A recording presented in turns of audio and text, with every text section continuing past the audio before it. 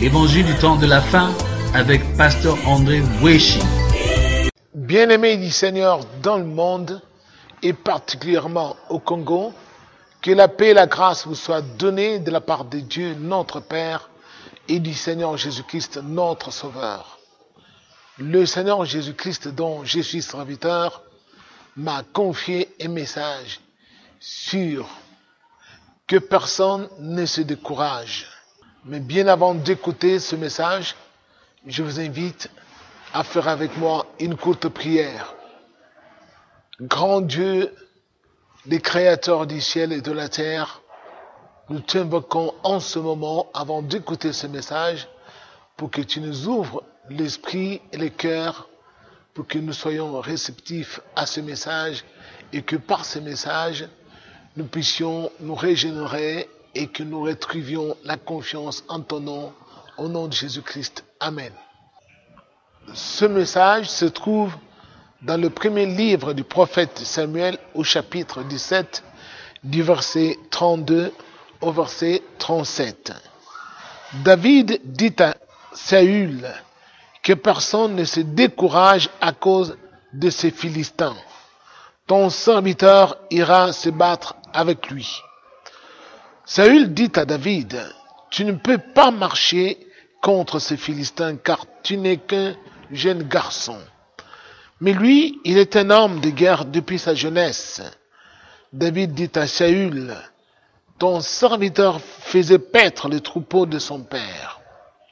Et quand le lion ou l'ours venait enlever une bête du troupeau, je courais après lui, je le frappais et j'arrachais la bête de sa gueule. Si il se dressait contre moi, je le saisissais par le poil du menton, je le frappais et je le tuais.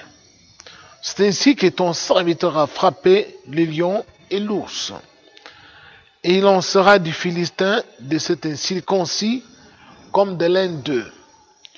Car il a lancé un défi aux troupes du Dieu vivant. David dit encore, l'Éternel qui m'a délivré de la griffe du lion et de la patte de l'ours me délivrera aussi de la main de ces Philistins. Alors Saül dit à David, va et que l'Éternel soit avec toi.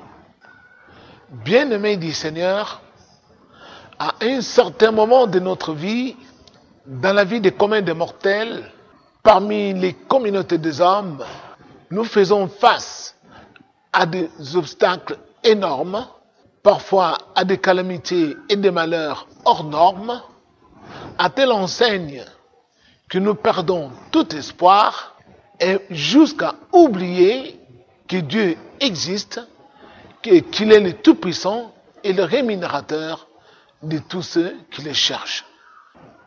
Bien-aimés du Seigneur, pour une très bonne compréhension, je vous invite à faire la lecture de tous les chapitres 17. Au vu de ce que nous venons de lire, nous nous apercevons que les deux armées étaient face à face. Il y avait l'armée des Philistins d'une part et l'armée d'Israël d'autre part. Alors il sortit du camp des Philistins un homme, un géant d'environ 3 mètres, qui se nommait Goliath, qui lança un défi à l'armée d'Israël. Choisissez parmi vous un homme que nous nous battions, et si je le tue, vous ne serez assujettis. Et si lui arrive à me tuer, nous vous serons assujettis. Alors, bien-aimé du Seigneur, cet homme, tellement il était d'un grand gabarit, il était tout simplement effrayant.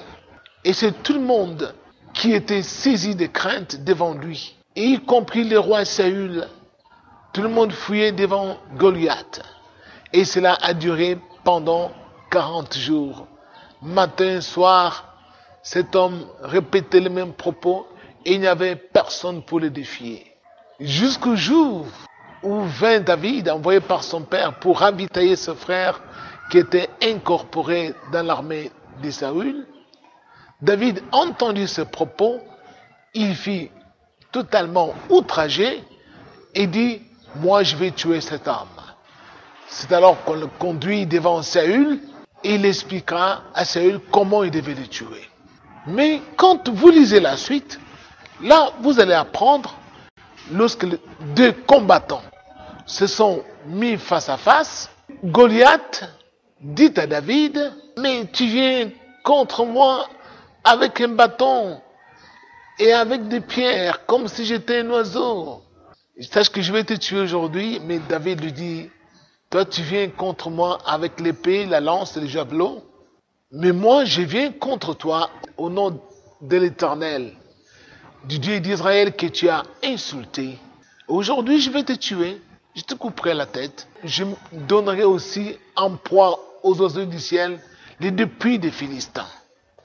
Vous vous souvenez, quand vous lisez par la suite, lorsque David s'élança sur les champs de bataille, comment il est arrivé à vaincre Goliath, parce qu'avant de se lancer contre Goliath, David descendit au torrent. Et là, il a pris 5 pierres bien polies. Alors, nous allons expliquer tout cela pour une bonne compréhension. Avec quel courage, quelle dextérité David est parvenu à tuer Goliath. Vous allez vous rappeler dans la Bible que l'Ancien Testament, tout ce qui est écrit dans l'Ancien Testament, contient les images des choses qui devaient venir. Expliquons d'abord les torrents. Quand nous lisons dans les livres de Jérémie, au chapitre 2, au verset 12, là il est écrit, soyez saisis d'épouvante, car mon peuple a commis un double péché, il m'a abandonné, moi qui suis un torrent ou une source d'eau vive pour se creuser des citernes et des citernes crevassées. Alors, nous nous apercevons que Dieu est la source d'eau vive, mais les pierres que David avait prises alors, quand nous lisons dans les livres de 1 Pierre, là, les Écritures nous enseignent ceci. Voici, je mets en Sion une pierre angulaire, choisie et précieuse. Quiconque croit en elle ne sera jamais confus. L'honneur est pour ceux qui ont cru. Et oui, bien-aimé du Seigneur, la pierre que David avait prise dans le torrent n'est autre chose que Jésus-Christ. Tandis que le torrent, c'est tout simplement la parole de Dieu. C'est Dieu, car Dieu est la parole. Bien-aimé du Seigneur, pour avoir la force de vaincre nos ennemis qui nous effraient tant, devant lesquels nous sommes terrifiés, pour être en mesure de remporter des victoires écrasantes sur tous nos adversaires sur cette terre, quelle que soit notre situation, quel que soit notre malheur qui peut nous atteindre, nous devons savoir que nous devons imiter David, qui avait la foi en Dieu, alors que ça durait longtemps, que tout le peuple était effrayé, chacun fuyait face à Goliath qui terrifiait tout le monde. Mais David, parce qu'il avait la foi en Dieu, parce qu'il croyait que Dieu était avec lui et qu'il lui obéissait, David, lui, a réussi à tuer Goliath. Comment? Parce que il savait que Goliath avait commis les crimes de lèse-majesté. Il avait insulté l'Éternel, le Dieu des armées. De nos jours, nous pouvons dire que c'était du temps ancien. Mais non, ce n'est pas du temps ancien. Jésus-Christ est le même hier, aujourd'hui et éternellement. Si nous aussi nous acceptons d'aller vers les torrents et là de prendre les pierres, c'est là où nous allons recevoir la force pour vaincre nos adversaires qui nous terrifient. Bien-aimés du Seigneur, la plupart des gens sont découragés lorsqu'ils sont devant des calamités à répétition, lorsqu'ils sont confrontés à des difficultés hors normes. Ils pensent que Dieu ne peut rien pour eux. Non, c'est une énorme erreur.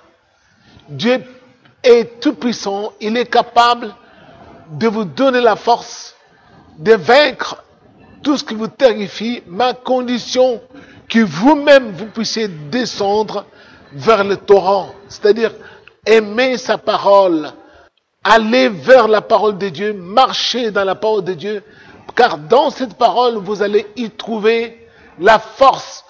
Jésus-Christ est tout simplement la pierre, comme la Bible dit, rejetée par ceux qui bâtissaient, mais devenue la principale de l'angle. La plupart des gens ont des difficultés énormes. Ils sont totalement désespérés, voyant les malheurs qui se sont abattus sur eux, au vu des grandes calamités. Ils sont totalement découragés et ils ont l'impression que personne ne peut les délivrer de tous ces malheurs. Mais je vous dis une chose, bien-aimés du Seigneur, qu'aujourd'hui vous pouvez être un David pour votre communauté. Vous pouvez être un David pour votre famille. Vous pouvez être un David pour votre nation.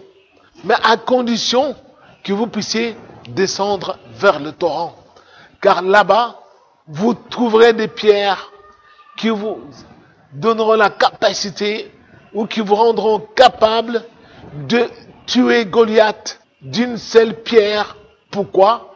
Parce que Jésus sera avec vous. Tout ce qui a été écrit dans l'Ancien Testament, c'était les images des choses à venir. Pour que nous sachions comment terrasser notre adversaire, le diable, avec ses adeptes qui peuvent nous faire des menaces pour nous tenir sous oppression toute notre vie. Mais si nous acceptons d'aller vers le torrent, si nous acceptons de descendre au torrent pour y trouver des pierres, c'est-à-dire recevoir Jésus-Christ, qui lui est la pierre angulaire, qui va nous donner la force en son nom pour que nous puissions terrasser nos ennemis, rien ne pourra résister devant nous. Et Dieu sera avec nous. Et là, il y a beaucoup de gens qui pleurent de nos jours parce qu'ils sont confrontés à des drames qui ont ôté des êtres qui leur étaient chers. Il y en a qui sont confrontés à des guerres. Il y en a qui sont frappés par des deuils au jour le jour.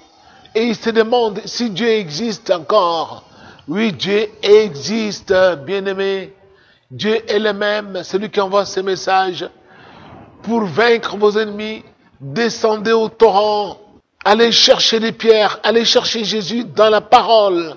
Sans la parole de Dieu, vous n'avez pas Jésus.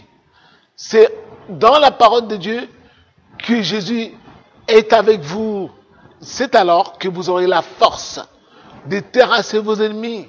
C'est alors que vous allez clamer la gloire de Dieu dans votre vie et que vous contemplerez les merveilles de Dieu dans votre vie et que le Seigneur sera avec vous et que vos ennemis fuiront loin de vous. Pourquoi? Parce que vous avez compris que Dieu est avec vous et que eux aussi ils ont compris que Dieu est avec vous.